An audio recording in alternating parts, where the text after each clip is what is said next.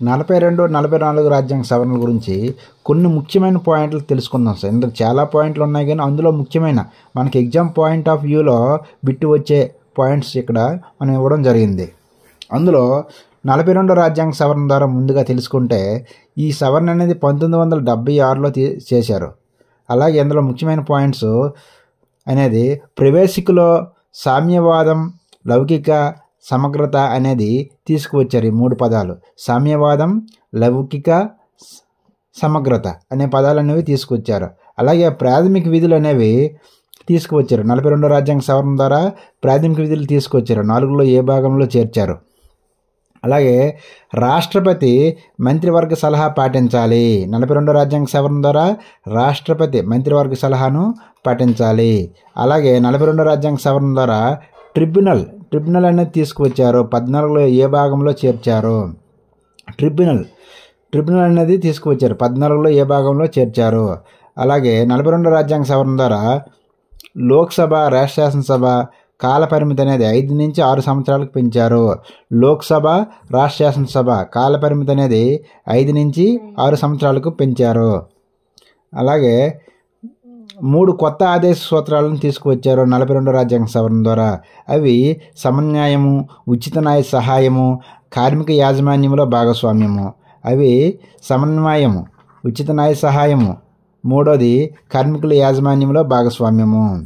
అలాగే 44 రాజ్యాంగ సవరణ ద్వారా కొన్ని ముఖ్యమైన అంశాలు చేశారు. అందులో ఫస్ట్ మనం చూసుకుంటే ఆస్తి హక్కును తొలగించారు. 44 రాజ్యాంగ సవరణ ద్వారా అంతర్గత కల్లోలాలు అనే పదాన్ని తొలగించేసి సాయుధ తిరుగుబాటు అనే పదం తీసుకువచ్చారు. అంతర్గత కల్లోలాలు అనే పదాన్ని తొలగించేసి సాయుధ తిరుగుబాటు అనేది పదాన్ని తీసుకువచ్చారు. నెక్స్ట్ 44 రాజ్యాంగ సవరణ ద్వారా మంత్రివర్గ లిఖిత పూర్వక సలహా రాష్ట్రపతి జాతీయ అత్యవసర పరిస్థితి కాలంలో పాటించాలి. మంత్రివర్గ లిఖిత పూర్వక సలహా రాష్ట్రపతి జాతీయ అత్యవసర పరిస్థితి కాలంలో పాటించాలి. జాతీయ అత్యవసర పరిస్థితి కాలంలో 20, 21 సస్పెండ్ చేయరాదు. 44 రాజ్యాంగ సవరణ ద్వారా జాతీయ అత్యవసర పరిస్థితి విధించినప్పుడు 20, 21 సస్పెండ్ చేయరాదనే పదాన్ని తీసుకువచ్చారు. అలాగే 44 రాజ్యాంగ సవరణ ద్వారా లోక్సభ, రాష్ట్ర శాసనసభ కాల పరిమితి అనేది 6 నుంచి 5 సంవత్సరాలకు తగ్గించారు. 44 రాజ్యాంగ సవరణ ద్వారా లోక్సభ, రాష్ట్ర శాసనసభ కాలము అనేది 6 నుంచి 5 సంవత్సరాలకు తగ్గించారు. 44 రాజ్యాంగ సవరణ ద్వారా మంత్రిమండలి సలహాను రాష్ట్రపతి మంత్రిమండలికి పునఃపరిశీలనకు పంపవచ్చు. 44 రాజ్యాంగ సవరణ ద్వారా మంత్రిమండలి సలహాను రాష్ట్రపతి మంత్రిమండలికి పునఃపరిశీలనకు పంపవచ్చు. నెక్స్ట్ ఇతర ముఖ్యమైన రాజ్యాంగ సవరణలు చూద్దాం. 10వ రాజ్యాంగ సవరణ 10, 12, 13, 14 సార్. వీటి ప్రకారం చూసుకుంటే కోడ్ ఇచ్చాము. వీటికి డీజీఎన్పి అంటే మధ్యలో 11వ రాజ్యాంగ సవరణ ఉండదు సార్. డి అంటే దాద్రానగర్ హవేలీ, జి అంటే గోవా, ఎన్ అంటే నాగాలాండ్, పి అంటే పాండిచ్చేరి. మొదటిగా 10వ రాజ్యాంగ సవరణ చూసుకుంటే 1961లో చేశారు. దాద్రానగర్ హవేలీని విలీనం చేశారు భారత్లో. 10వ రాజ్యాంగ సవరణ ద్వారా 1961 దాద్రానగర్ హవేలీని భారత్లో విలీనం. అలాగే 12వ రాజ్యాంగ సవరణ 1961 గోవా డయ్యూ డామన్ విలీనం భారత్లో. విలీనం.